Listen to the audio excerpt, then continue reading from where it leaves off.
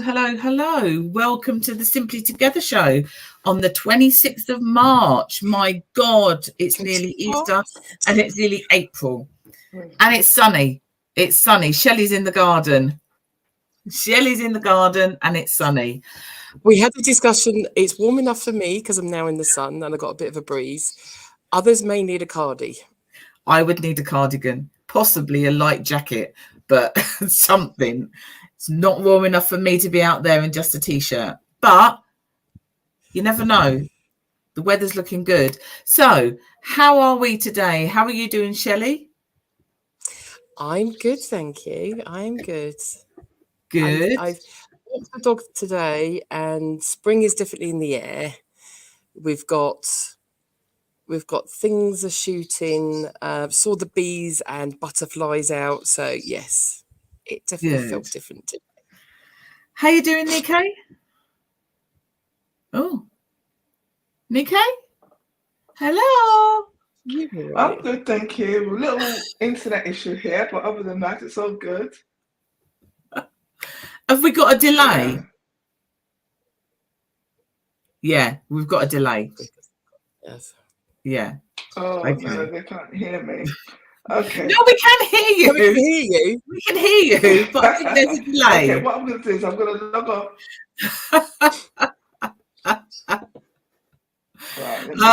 We have got, whilst Nico's logging off and logging back on, we've got the lovely Dee Bailey. She is there typing away. How you doing, Mrs.? Are you okay? There'll be a delay. And Samara is going to be joining us in a few moments as well.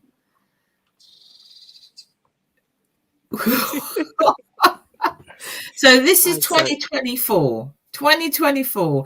Internet issues. How is that even a thing?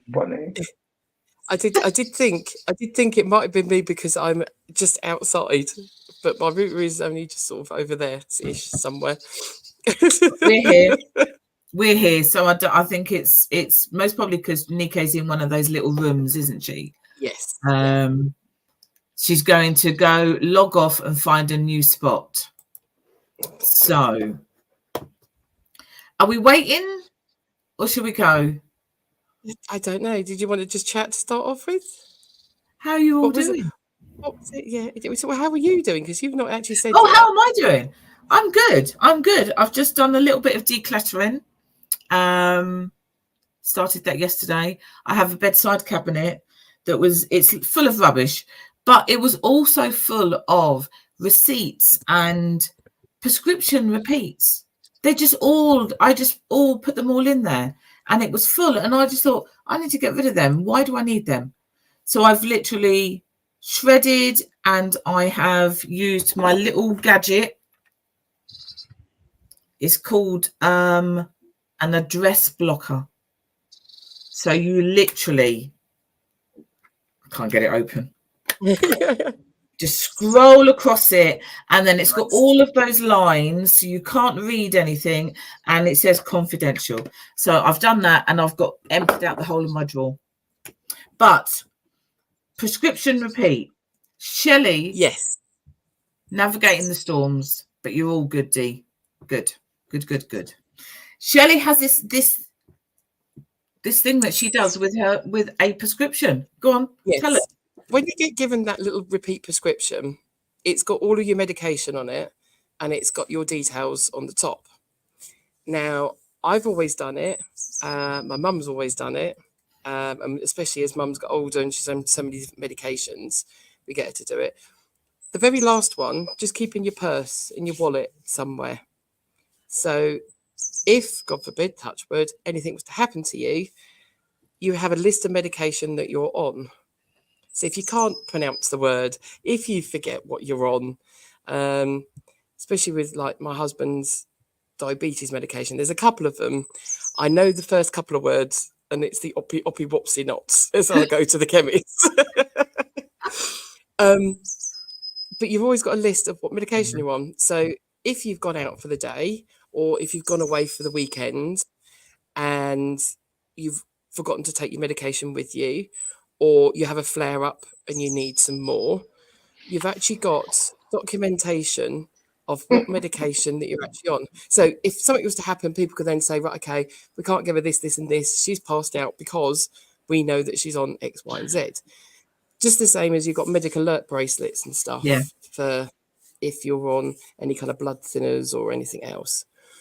But yeah, very, very similar. It's just got the list, and it's just because you're always going to get one of those times of you go to the chemist, can have those painkillers. Hang on, you can't if you're on X, Y, and Z. Yeah. I don't know. You've got it in your hand. I know, and it's. I had or have, can't remember, a photo of all of the boxes on my phone, but then I would then have to scroll through, and as you can imagine, how many prescriptions I've got in my drawer in my bedside cabinet. That's what my pictures are like on my phone. There's umpteen, I don't know. Goes back to how many years. So having that in my purse would be a whole lot better. Yeah. Even on your Android or iPhones, you've got an emergency contacts button. You can actually list your conditions or medications on there as well that only like certain people can then actually see. Where's she going? Nico, can you hear us now? Or Nico? Because you're not stuttering from our point of view. So hello. Oh, did she put her earpieces in? I don't know.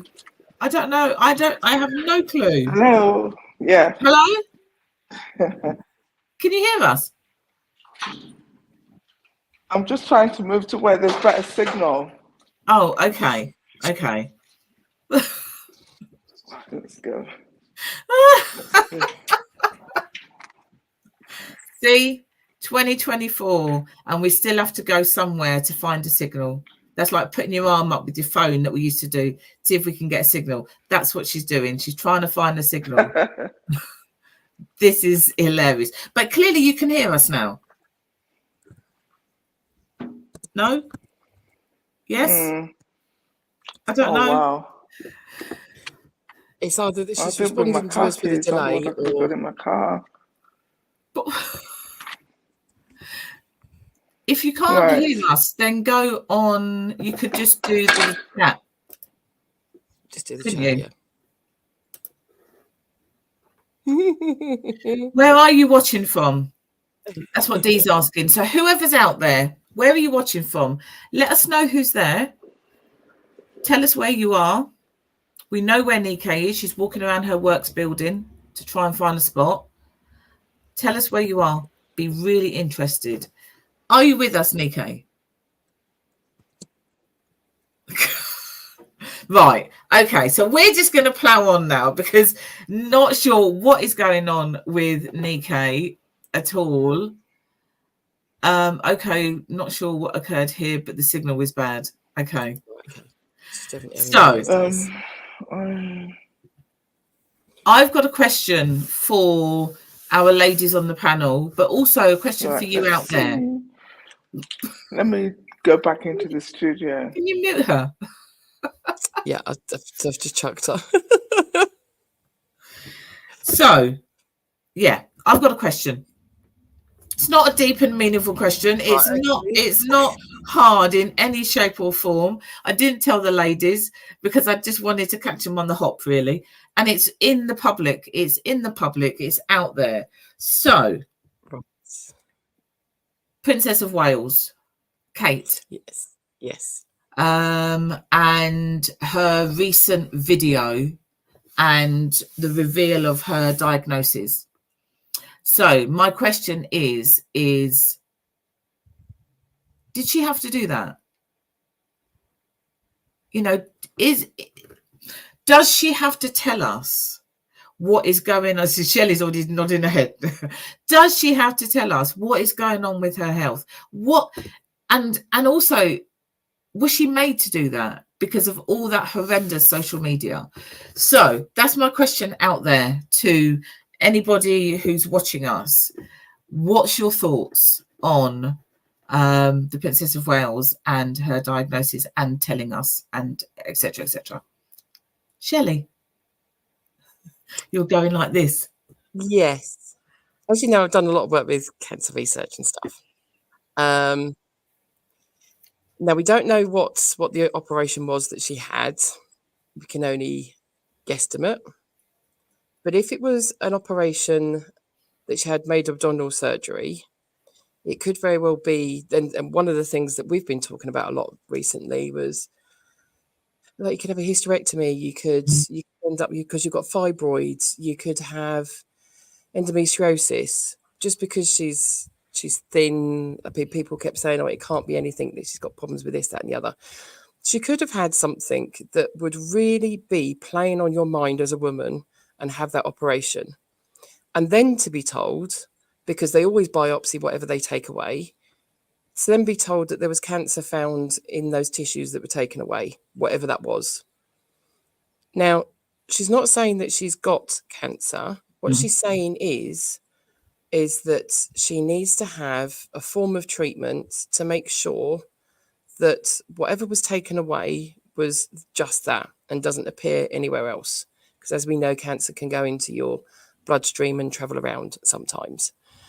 None of that should have actually been out in the public or needed to be out in the public. It was just accept that someone who actually works out in the public all the time and doesn't like to be away from that public is having to go through something. It's a very personal thing that you're going through anyway. To stop all this kind of, oh, we shouldn't be doing this, all this, oh, this is happening. All of that, doesn't it? It shouldn't have happened. Should not have happened. Would you do that to your best friend? Would you do that to your mother, to your sister? To the point of when she said she was going in for major abdominal surgery, it could have been anything, anything. And it's a big thing to go through a big operation. Yeah. And some of the things, I mean, the pictures of her then coming out of where they'd gone shopping. Bearing in mind she's now a couple of months down the line of having the operation, whatever it was. And they were saying, "Oh, why is her husband making her carry her bags?" And it's like, it would be down to her. If my husband walking around was to take a bag out of my hand, "Oh no, you can't do that, love," I'd be whacking him one. I'd be like, "No, Really? Ask me if I'm okay. Would you like me to hold your bag?" It's the same with people when they say, "Oh, you should have opened up the door because it was a woman." It was like, no, you're just polite to everyone. Just be polite. Don't have to go completely swing the other way. But yeah, that was another thing that wound me up, was just this whole kind of, "Oh, she's carrying a bag." It's like, well, and big holes and everything. Yeah. But yeah, it's a forced telling people, because people believe that they have the right to then know everything that's then going on. If they don't know, then they start making things up. Deez said, I think she was made to do it. No one else's business. Because it's not anybody else's business. I'm nosy. I would like to know, because I'm nosy. But actually, I don't have to know anything. They told us the basics. Yeah. Major abdominal surgery, not going to be back for a while. Is that not what we would say? Yeah, not fair on the kids. Yes. Yeah. Especially the age that they are. I mean, and knowing, because you've grown up in that public eye, knowing what's happened previous. I mean, William would be going through everything, knowing at the same age, like what different things that were said about his mum. Yeah. Yeah. Definitely. Whether that was happening at the time or whether that was then happening in hindsight, like looking back on it all. So when we go to work, we are not telling the whole of the company or the whole of our team or whatever. We would be telling our line manager, I need to have this surgery. Yeah. And that's all you then need to say, because you then have a sick note. Yeah. You don't need to go into any more detail than that. But yet there's a majority, or I think it's a majority. I don't think it's a minority. I think it's a majority of the UK that want to know what is going on and are going to make sure they take pics when they're going to the local shop. Yeah. And things like that, which is so unfair. And then pull apart the picture that she shared. Everybody in, I don't know, not everybody, but a lot of people in social media touch up their it's a pictures. little touch up. Yeah, always all a of little that. touch up. Yeah. Photographers do that. Yeah. TV people do that. All the people do that. So you're then going to come back, because I thought when they said, oh, that picture's been doctored, I thought they were then going to show us something that was really out of the ordinary. Yeah. No, there's a bit on the arm there, and there's a bit on the coat there, and what the hell's that? Yeah. Who cares? Nothing. Yeah. Price of being in the public eye. Yes. But should it be? I mean, if you're in the public eye, and as the buzzword is nowadays, the influencer, they're portraying something different to be that influencer, and they'll say that quite often. They'll say themselves that this is me and I'm doing my job now, and then they'll switch off and they'll go to a complete slob or whatever. But they're getting paid for it. They're getting certain things from that. I mean, yes, okay, the royal family are technically getting paid, but they're actually working for what they're doing. Mm. And to be part of the working royal family, you have to be doing so many engagements. You have to work for the management. You have to work for the company. And that company being Buckingham Palace. Yeah. And being out and about and doing different things. I mean, I went down to a garden party, and you think that so many thousands of people there that wanting to have a conversation with any members of the royal family, but as some of the other ones, I mean, we had what is now like the Duke and Duchess of Edinburgh. So you had Edward and Sophie. Now for them, and then have Catherine there, no one was really, you think no one really want to talk to them. My mum got overexcited because we had Princess Alexandra there. Oh, really? Know who Princess Alexandra is? Princess Alexandra is a cousin of the Queen. Yes. So she's around about the same kind of age, a little bit younger, I think. But that was a princess around when my mum was young. Yeah. So she got really overexcited. She was very, very impressed that she was there. But we shook hands with everyone. But that would be the one that she'd be not thinking about more. But yes, it is. Yeah, not saying it should be, but people feel they have to know everything about you. They do, yes. That's natural life now. That is natural life now that you kind of, because you put a post up and you know the people that know what's going on will know what you mean. Yeah. Other people will be like sort of, well, why, what? And it'd be like, I told you, what would change? Why do you particularly need to know?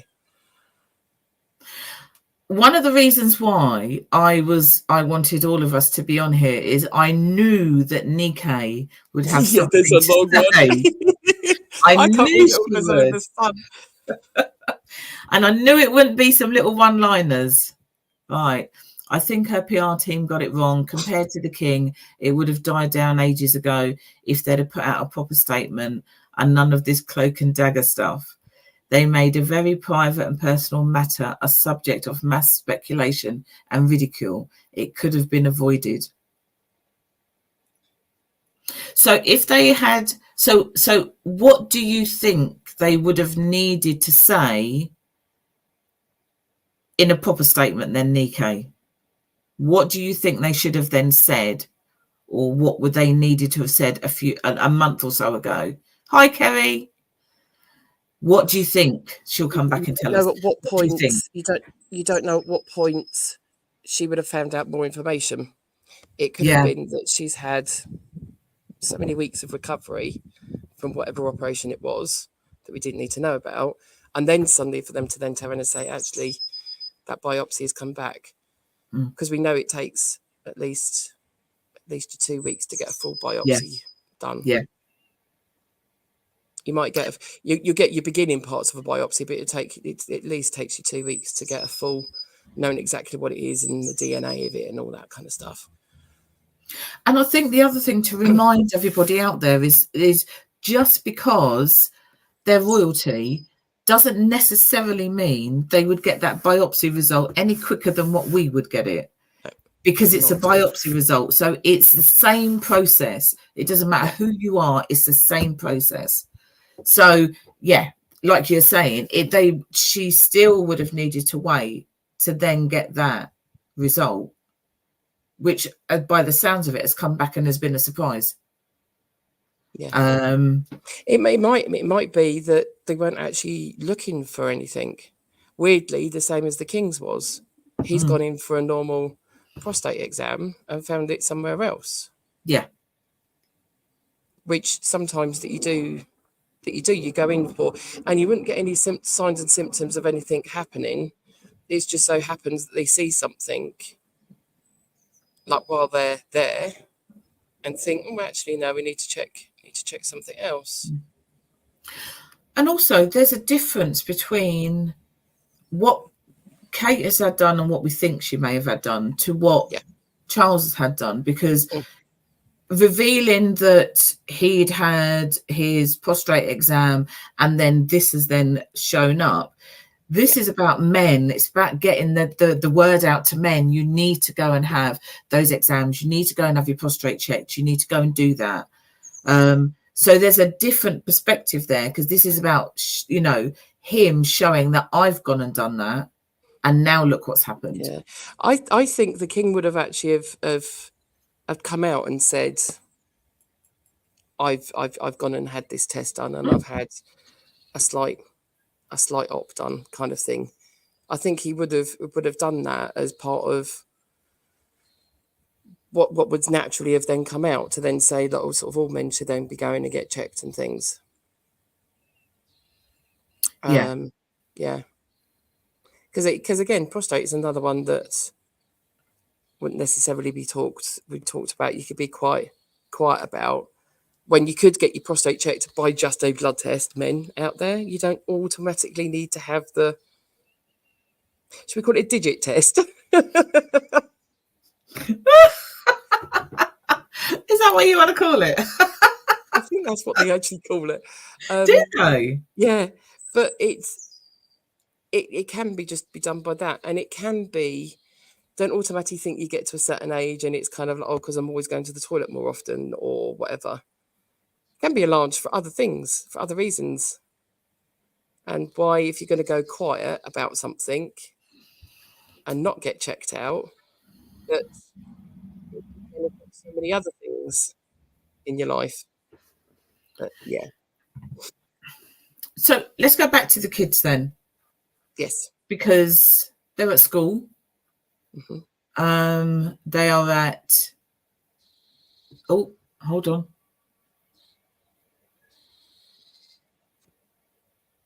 Okay, so Nico's then put, I agree, we don't know when it was found, but they could have managed the whole info drop better. What does a routine abdominal surgery mean? Surely they knew they were going to cause a flurry. I'm sorry, you can't have it both ways. Either you maintain privacy or you don't. See, and that's why I wanted Nico here. Because she's going to question it all. Yeah. I mean, if it was anything abdominal, could be anything that could be quite personal.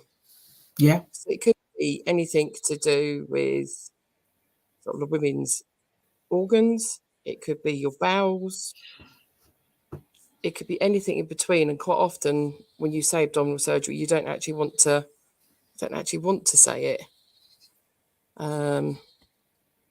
Or you find a nice way of saying it when you're talking amongst your friends.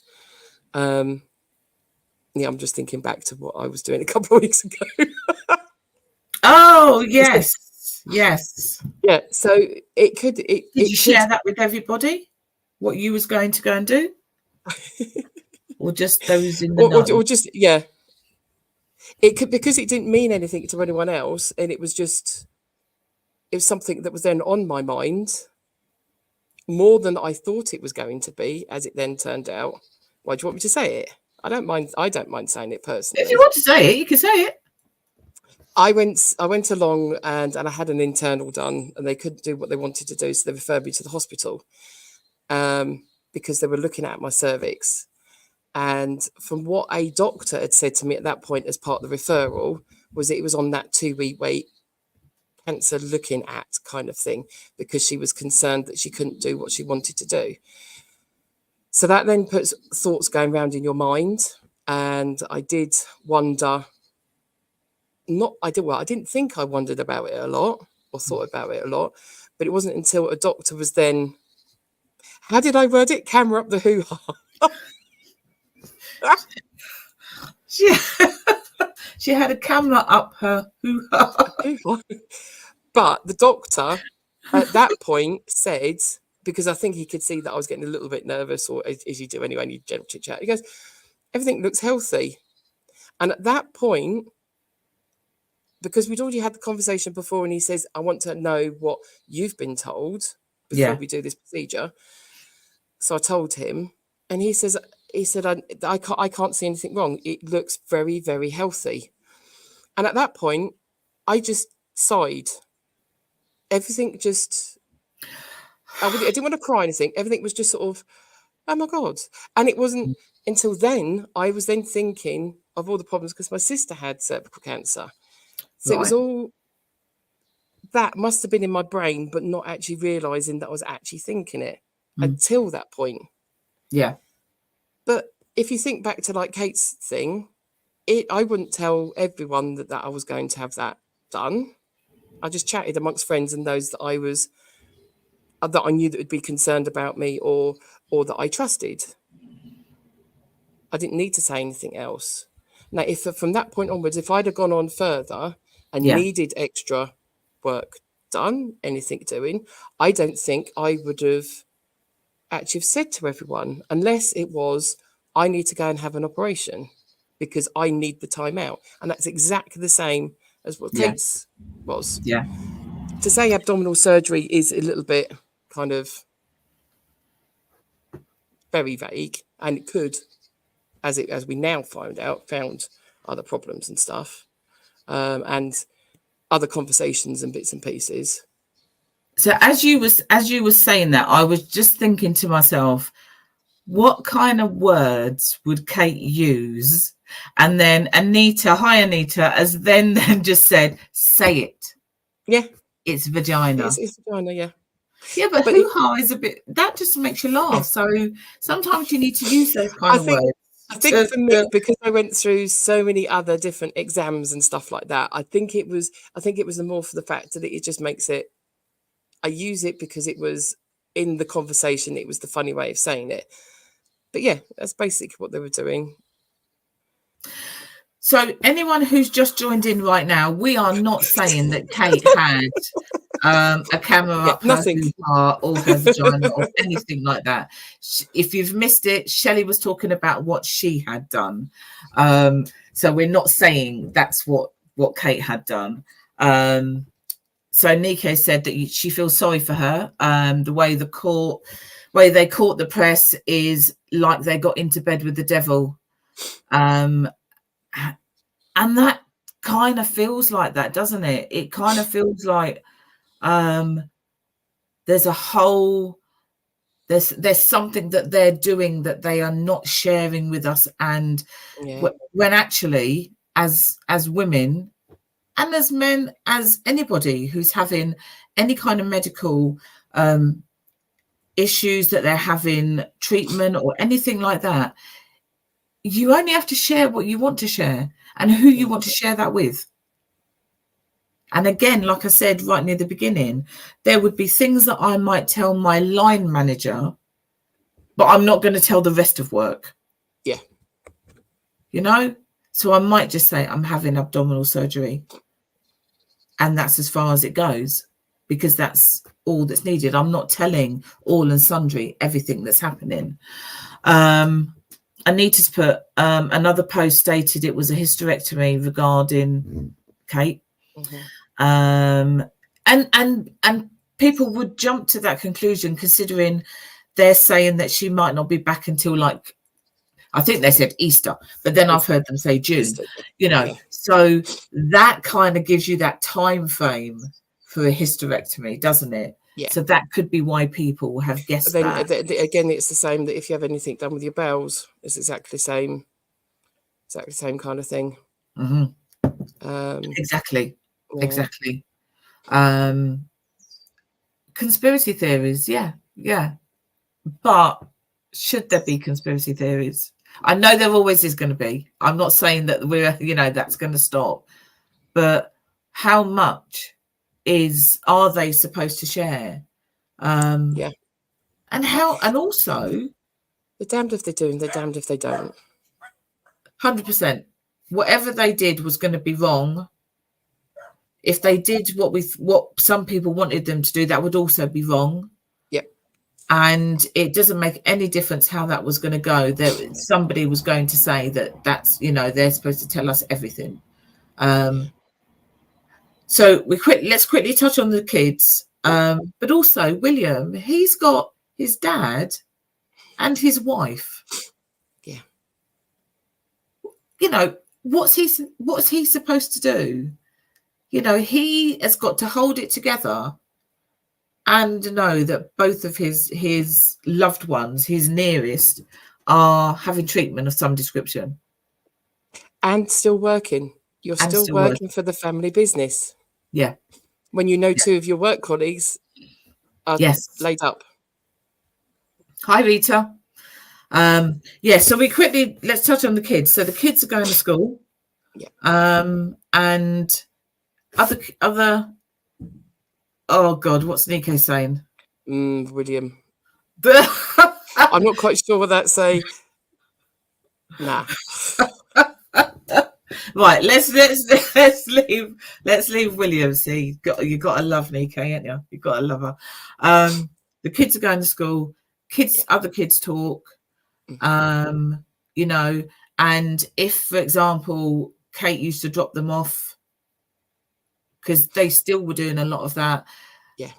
That the kids would be like, "Where's your mum? Why ain't your mum here?" What are the kids supposed to do? And adults make statements and they will say things, and children hear that. Because you know what they're like at school. Yes. And it is surprising. I think quite a lot of parents would be,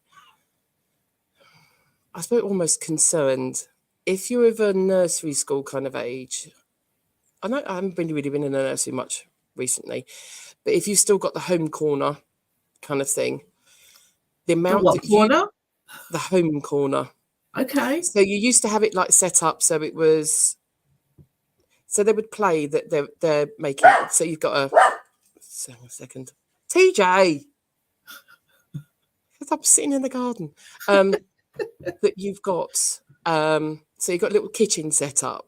Okay. Yeah. So all that kind of a thing set up. Sometimes it's got walls around it, and the whole idea was when I was in the nursery, was you could actually see them playing of how things are going at home. And there's some of the things that you would see that how they're playing, you would then know exactly what was going on at home and how the mum is, how the dad is. You actually had one that was, there's a girl, she's made dinner, she's put it on the table, and she said loudly that so-and-so was coming home, husband was coming home. This little boy comes in and he sits down and he goes, "What's for dinner?" Ooh. I nearly, because I'm perched on a stool, so I'm not overlooking them, but I can hear them, so I can make notes, because you have to do this observation. I nearly fell off the stool. Bearing in mind, I'm college age, so I'm 16, 17, 18 kind of ages while I'm learning. Yeah, I nearly fell off the stool. I'm hoping she said, whatever you go in the kitchen and cook. Do you think that's still there now? Do you think the kids are saying that now? I don't know whether they still have got stuff like that. So anybody out there that's works in a nursery or anything like that, and you're still playing with the home area, cooking and things like that, let us know if there are still those stereotypes in the nurseries. That'd be really interesting, because I'm pretty sure that my daughter would have said, yeah, whatever you're going to go and cook. Yeah. So Rita, yours are grown adults, and you didn't tell your kids until after Christmas that your cancer was back again. And when do you then tell your younger children, if you've got little children like Kate and William have, when do you even tell them that mummy's having an operation, let alone what's going on after? When do you even tell them that, mummy's got to be at home and she's going to rest and things like that?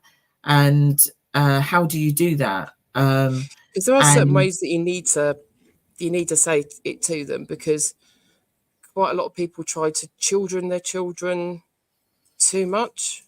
Yeah. But then some people will then be too adult with the children.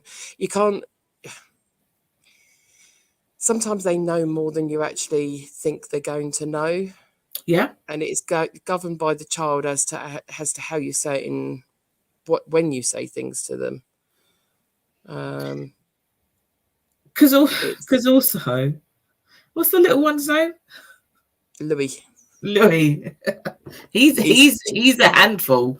So at some point they would have had to have had a conversation with him around don't jump on mummy. Yeah. Because he is very much a handful.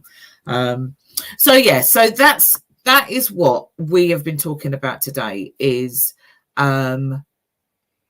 did she need to share everything with us? Did she need to go and do that video? Like Nico is saying, if their press team, if they'd have got on top of this sooner, said something else, would that have made a difference?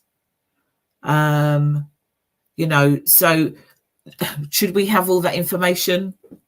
I kind of just think that she was pushed into a hole and was made to make that video, not as in physically made to make that video, but I don't think there was any other way out. There wasn't any other option because of everything that people have been saying, social media was saying, the conspiracy theories, all of that. I think that's why she's ended up having to do that, and it's just unfair. And hopefully everything will all turn out fine and there won't be any further issues, because she's really young and she's got 3 young children. But there's enough of us within this team and outside of this team that have first-hand experience with cancer, either with our nearest and dearest or for themselves, to know that there is no age. It does not go to certain people and not to others. It is 1 in 2, which is absolutely the most ridiculous. When I hear them say that, it's the most ridiculous statement ever. It used to be 1 in 5, I think. 1 in 5.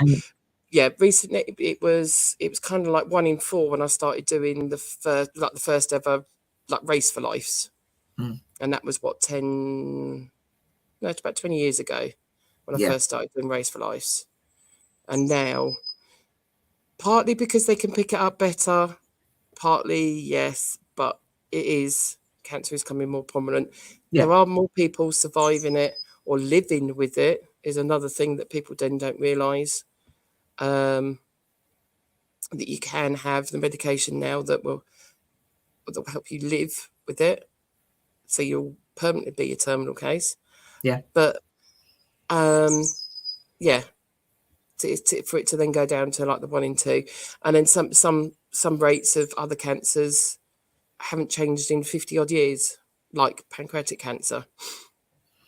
That hasn't, those statistics that 7% of those with pancreatic cancer diagnosis will last more than 5, that will recover from it, so they have more than 5 years life afterwards. 7%. So Wow. things like breast cancer and stuff, you're like 70, 80, 90%. Pancreatic cancer is something that's very aggressive and that's not easily picked up. It's not picked up until other organs around it are affected. So yeah, there's still so much to do with cancer that it is scary. And everybody, I don't think there's anyone who has not had some experience in some description. You know, so we can imagine what is going on in that household for them. Can I just say with Anita's message, the one that she just put about cancer research. Now, for stuff that I've done, the Relay for Life, so we would do like one event a year, and we was walking around a circuit for the 24 hours. There's a very small percentage that goes back into promoting, but for Cancer Research UK, they fundraise for having monies for events, but the money that you actually does actually go to research, and it goes to research all across the world. It's not just the UK. Cancer Research UK get part of, they go into America, they go into other things like Pancreatic Cancer UK. They did a major research campaign that was to work out if a blood test would work to pick up pancreatic cancer. Some of these other ones, like Macmillan, is not research. Macmillan is looking after the people that have suffered with cancer and those around them. So it's looking after the people. There's the Cancer Research UK do not get any funding from the government. No cancer research people in the UK get any money coming from the government regularly. They can have grants, but they don't get any money coming from the government. It is all fundraising. Okay. Can you put up Anita's other message? The one up. It's the people in the background, basically Buckingham Palace, telling them this is what you have to do, which is a bit pretty much like what Nikkei was saying as well. They also have a contract with newspapers, so at least 80% royal family news has to be given to them for money. And it could be that actually they should have dealt with this differently. You know, they are where they are now. Yeah, with hindsight. So maybe they should have dealt with it differently right at the beginning. They could have done it in a different way. So maybe, you know, not everything was disclosed. But ultimately, what people are saying here today is she was kind of backed into a corner. They were backed into a corner. They then needed to put something out there, which is what they've then done. So yeah, it's a difficult one. It is a difficult one. And hopefully we wishing her well. Hopefully all goes well. And, you know, everything's going to be fine. And yeah, and what we will do is most probably do a show just around cancer as such, because you know, there's so many different comments that are coming in around cancer research, where the money goes, all stuff like that. So what we can do is we will then we'll do a show specifically around that and how that affects, because it affects people with who they fundraise for and who they give their donations to and things like that. So we can do a show on that, separately on that. So anybody watching on catch up, just let us know your thoughts about the whole situation with Kate, Princess of Wales, and having to share the information, etc., etc. You got something to share before we finish, haven't you? Yes. What are you doing on Thursday night, people? Yes, Thursday night, you may think it's a school night, but remember, it's bank holiday the following day. We've got a special screening at the Hat Factory. And as part of that special screening, we've also then got a discussion panel. We've got Ticey, who's just kept her Commonwealth title, bantamweight title in boxing. And we've also got JP Smith, who is the founder of Boxing Saves Lives, which is a brilliant charity in Luton and surrounding areas that's getting kids active, but it's also then showing them how boxing can be a most awesome thing to do, in as much as it's more about discipline. It's not about knocking 7 bells out of each other. It is the discipline of a sport.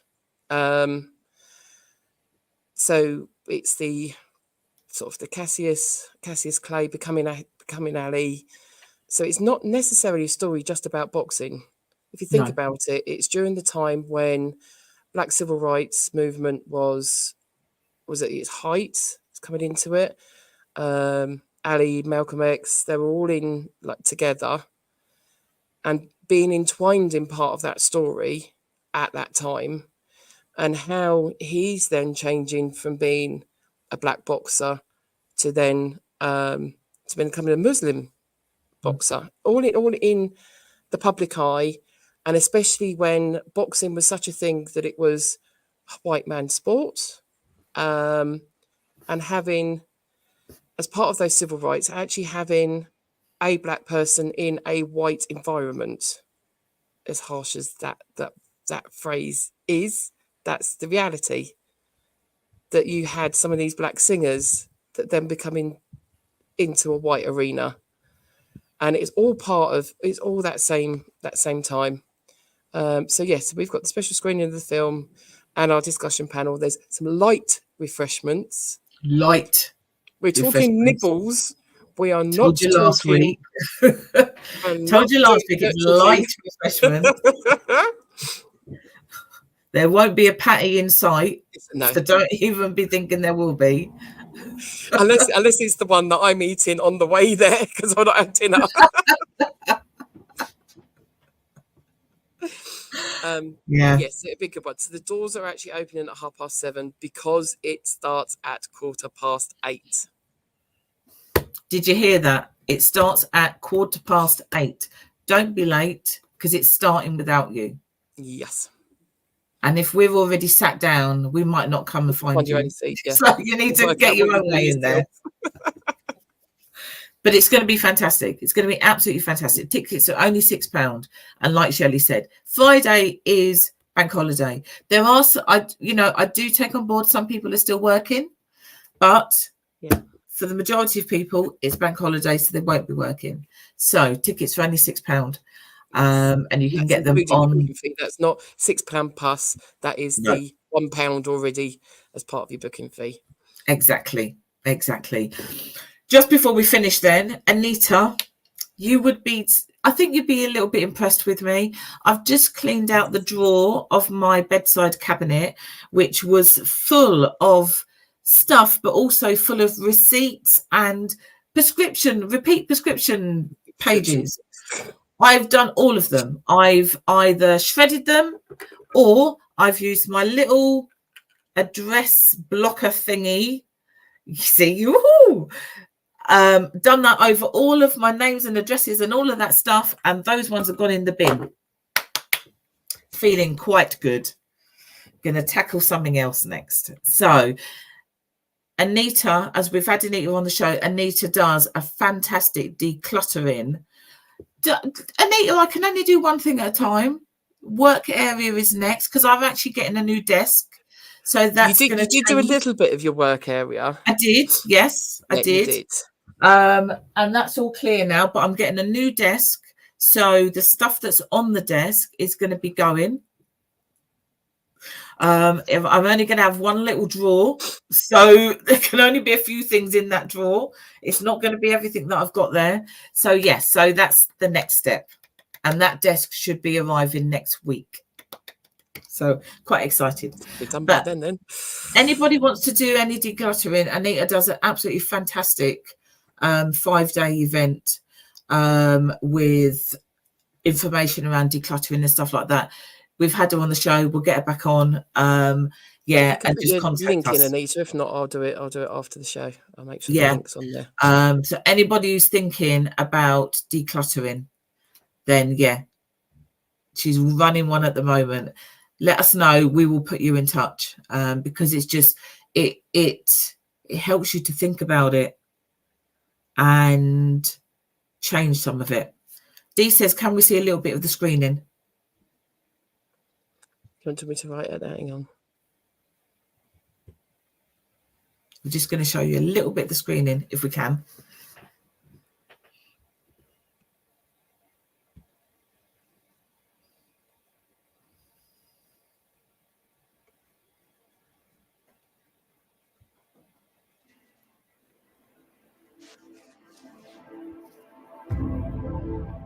Tell me how you came to get such a Roman name as that. Well, as I understand, I'm Cassius Marcellus Clay VI, and my great-great-grandfather was a Kentucky slave, and he was named after some great Kentuckian.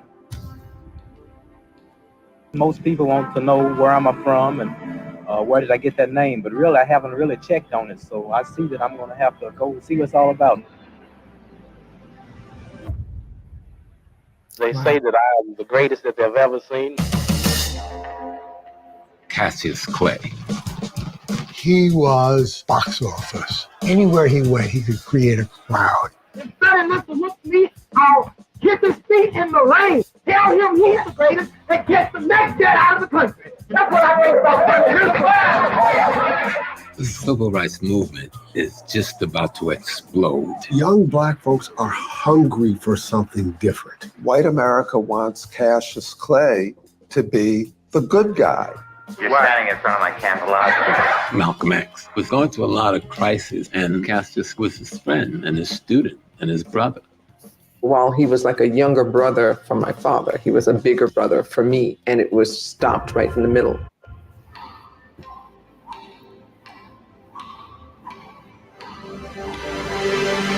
Cassius Clay was going to... So it's not just about boxing. No. It has got so much more in it than that. It's going to be absolutely phenomenal. So if you haven't got your tickets and now you are thinking about it, get your tickets, get yourself down there. Doors open at 7:30. It is going to be really, really, really good. Really good. So